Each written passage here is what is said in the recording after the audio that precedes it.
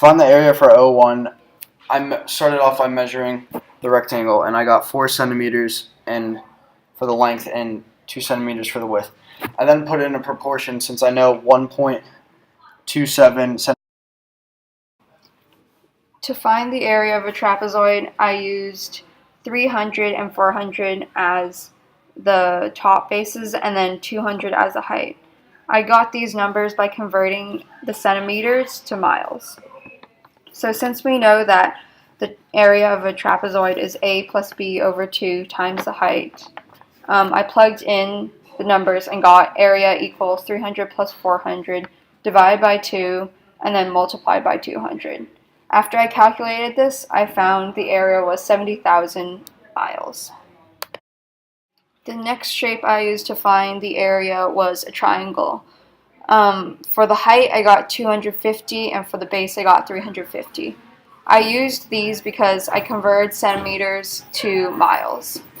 Since we know that a triangle is 1/2 base times height, I plugged it in using the base of 350 and the height as 250.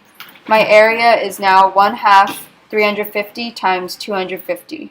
And the final result was the area was 43,750 miles.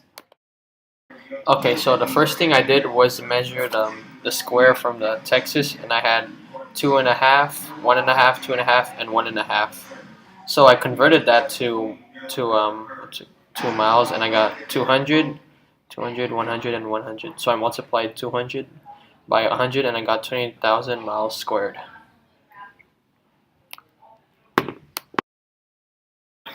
My shape was a triangle. I first found the altitude, which was 196.85 miles, and I found the base, which was 236.22 miles. I then plugged these into an equation, 1/2 times 236.22 times 196.85, and that gave me 23,249.95 miles squared. O2 was also a rectangle, so I first started off by finding the sides. So the length was 3 and the width was 2. I then put the 3 into the same proportion I used for O1. So 1.27 over 3 equals 100 over x, and x ended up equaling 236.22. And then I already knew 2 centimeters equaled 157.48 miles because of my last one, because the width for that was also the same.